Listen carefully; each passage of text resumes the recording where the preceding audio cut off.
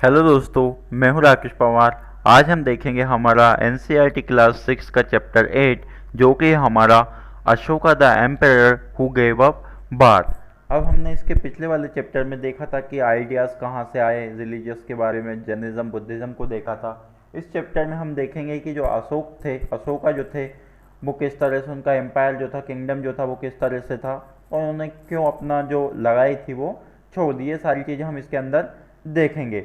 तो शुरू करते हैं हमारा चैप्टर। पहला पॉइंट है हमारा, ये हमने शॉर्ट नोट्स बना लिए हैं, जिससे आपको पूरी एनसीईआरटी बुक को रीड करने की ज़रूरत नहीं पड़ेगी अगर आपने इसको डिटेल में समझ लिया। तो देखते जाइए। हमारा पहला पॉइंट है, by the end of Vedic period the Aryans tribal settlement spread across the Indo Gangetic plains grew into territorial division like जनपद्स। हम इसके जो हमारे फर्स्ट चैप्टर से हम देख के आए कि कहाँ से जो ह्यूमन लाइफ है स्टार्ट हुई, कैसा हमारा पास्ट था। तो उसमें हमने वैदिक पीरियड देखा, जो इंडस सिविलाइजेशन है उसके ख़त्म होने के बाद आर्यंस आए। तो आर्यंस जो थे वो कुछ जगह पर सेटल्ड हो गए और उन्होंने कुछ अपने जनपद बना लिए। जनपद क्या थे? हमारी जनपद उनकी एक टेरिटरी होती थी। जैसे हमारा आज के समय में देखा जाए, एक राजस्थान हो गया, मध्य प्रदेश हो गया, अलग अलग स्टेट्स हो गए। जो तो जनपद क्या थे? उनके जो पुराने समय के राजा महाराजा थे उनके स्टेट थे, उस जगह के वो हेड होते थे। सेकेंड पॉइंट देखते हैं हमारा क्या है। ऑन द मोस्ट पावरफुल जनपद was that of Magadh under the Mauryas. अब उस समय जितने भी जनपद थे उनमें से सबसे पावरफुल जो जनपद था वो था मगध, और उसमें कौन से लोग रहते थे? मौर्य रहते थे। अब हम देखेंगे राइज ऑफ मगध। मगध जो था वो किस तरह से और ऊंचाई पर गया। तो पहला पॉइंट है हमारा, the rise of Magadha is attributed to the fertile plains along the river Ganga. जो मगध था वो इसलिए भी ऊंचाई पर गया क्योंकि वहाँ वो ऐसी जगह पर बसा था जहाँ पर जो लैंड था बहुत ज़्यादा फर्टाइल था। मतलब अगर वो क्रॉप लगाएंगे तो उनका प्रोडक्शन जो होगा बहुत ज़्यादा होगा। सेकेंड पॉइंट है हमारा, द हरियाणा का Shishunaga and Nanda dynasties help in the development of Magadha as a powerful state. और दूसरा जो पॉइंट है उसको ऊपर जाने का मगध का, क्योंकि वहाँ पर राजा जो थे हरियाणा का, जैसे शिशुनाग हो गए, नंदा हो गए, ये जो डायनेस्टी के जो लोग थे ये बहुत ज़्यादा पावरफुल थे और बहुत टैलेंटेड भी थे, तो अपने किंगडम को बहुत आगे लेकर गए। अब थर्ड देखते हैं हमारा, around 326 BC Greek ruler Alexander invaded India. At that time Magadha was ruled by Nandas. लगभग जीसस क्राइस्ट के 326 साल पहले भारत के अंदर या फिर मगध के अंदर अलेक्जेंडर जो थे, अलेक्जेंडर द ग्रेट, वो यहाँ पर आए। और उस समय यहाँ पर मगध के जो राजा थे वो कौन थे? नंदास थे। तो नंदास जब राजा थे तो अलेक्जेंडर जो थे भारत आए लगभग जीसस क्राइस्ट के 300 बर्थ के 326 साल पहले। उसके आगे क्या हुआ देखते हैं। फोर्थ पॉइंट हमारा, the Nanda rulers who had humiliated Chanakya were overthrown by Chandragupta, who established the Mauryan Empire in 321 BC with his capital at Pataliputra. अब जो नंदा रूलर्स था, जब यहाँ पर अलेक्जेंडर आया तो अलेक्जेंडर ने क्या करा कि जो नंदा रूलर्स थे मगध पर, उन्होंने उसके ऊपर कब्जा कर लिया। अलेक्जेंडर द ग्रेट ने वहाँ पर आक्रमण कर दिया। तो इससे क्या हुआ, जो आर्मी थी और जो एरिया था उनका, जो जनपद थे, वो धीरे धीरे उसकी पावर कम होने लगी।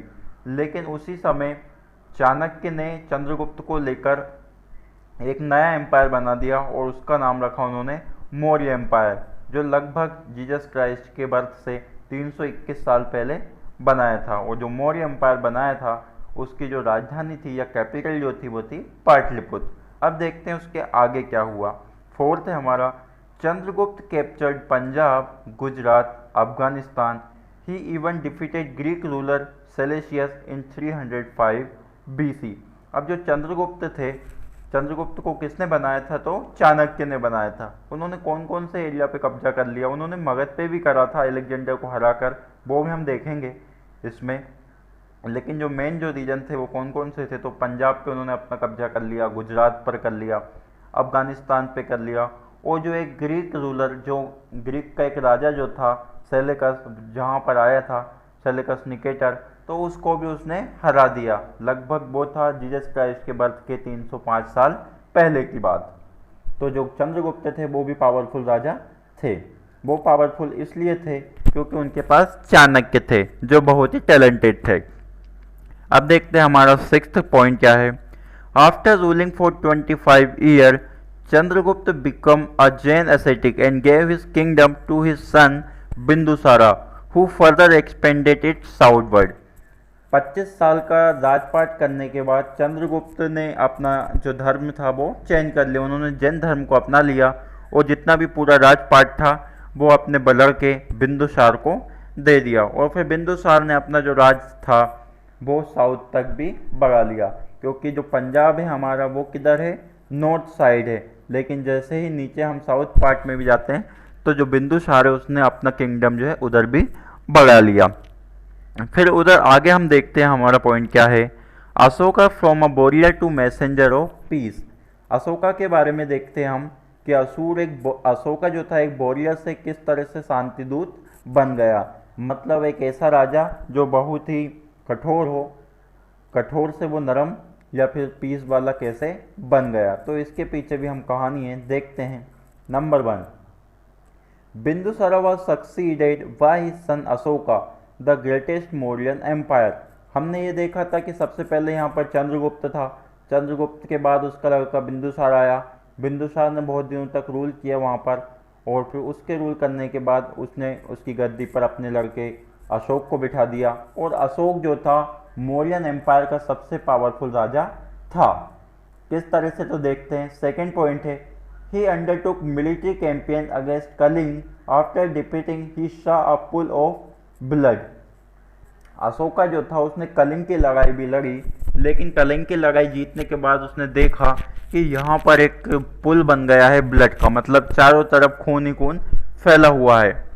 इसी से वो क्या हो गया, उसका जो हृदय था या जो उसका हार्ट था पूरी तरीके से बदल गया। थर्ड पॉइंट है, the site of large scale killing moved Ashoka and he impressed Buddhism. जब उसने इतने सारे लोगों को देखा मरा हुआ देखा तो उसका जो पूरा माइंड था या जो हार्ट था पूरी तरीके से बदल गया और उसने बुद्धिज्म को फॉलो कर लिया।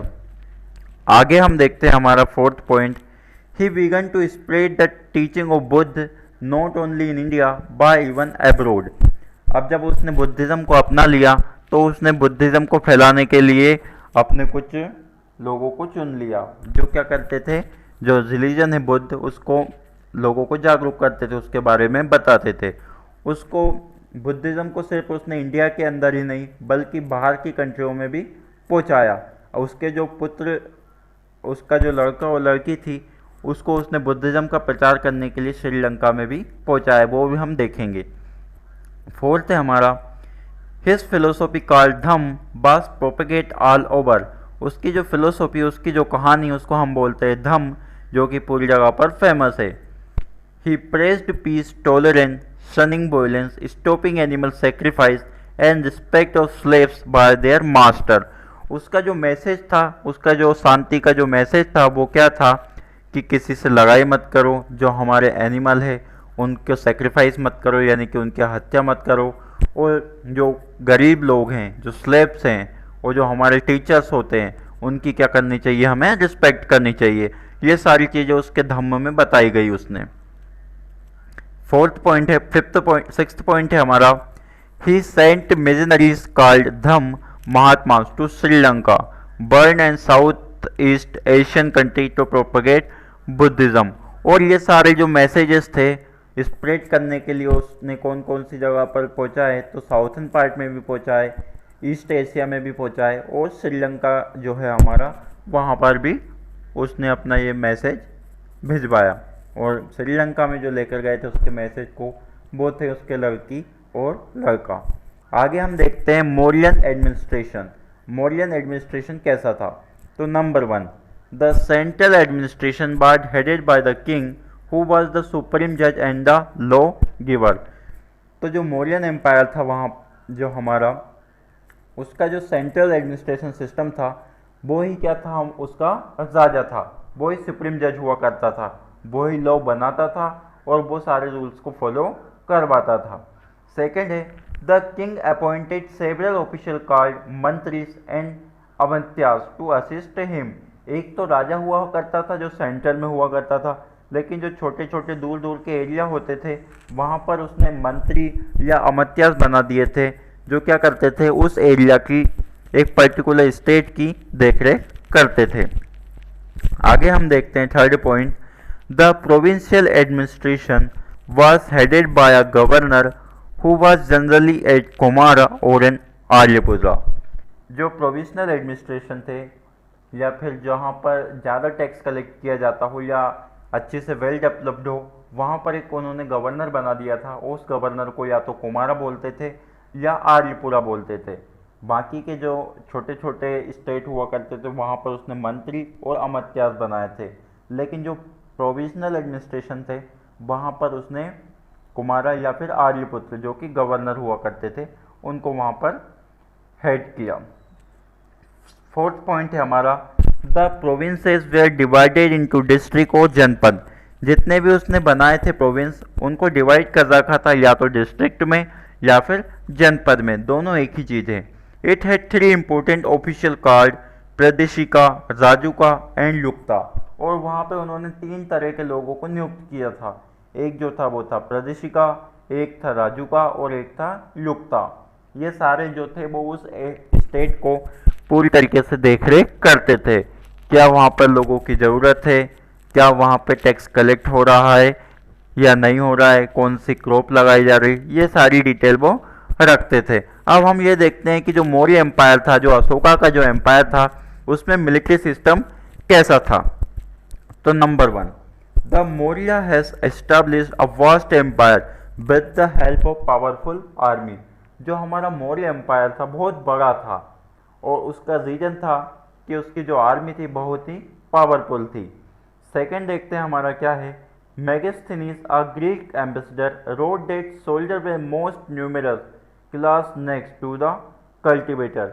एक जो राइटर है, ग्रीक राइटर जो है मेगास्थनीज, उसने अपनी बुक में बताया भी है कि जो मौर्यन एम्पायर की जो मिलिट्री थी उसमें सबसे पावरफुल जो या फिर टैलेंटेड जो लोग थे वो उनके सोल्जर थे।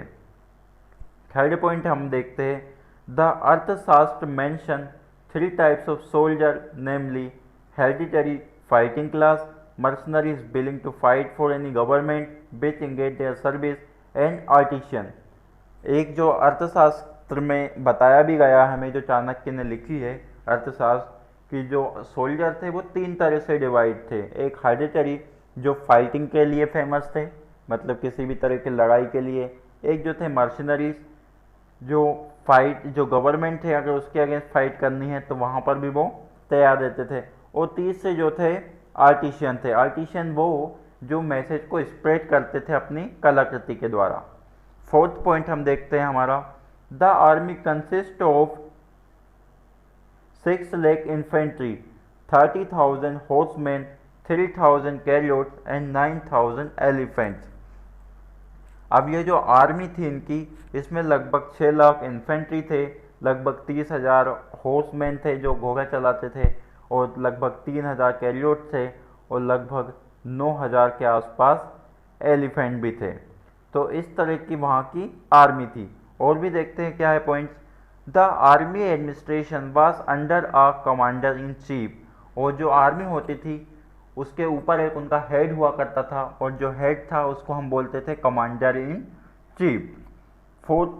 सिक्स्थ पॉइंट है हमारा, they were 6 specialised department to look after the military administration.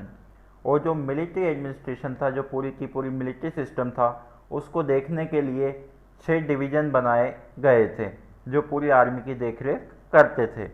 7th point हम देखते हैं, further the king appointed a number of trusted secret serviceman as it help the king to know that what people thought about him. इसके अलावा भी उसकी army में जो राजा हुआ करता था उसने कुछ अपने सीक्रेट लोग बना रखे थे जो ये सर्विस प्रोवाइड करते थे कि गांव के जो लोग हैं या स्टेट के जो लोग हैं या टाउन के जो लोग हैं वो राजा के बारे में कैसा सोचते हैं। तो राजा था वो उसको सारे के सारे जो स्टेट है, जो उसके नीचे के जो पीपल है, उनके बारे में एक छोटी से लेकर बड़ी बात सभी चीज़ें पता चल जाती थी।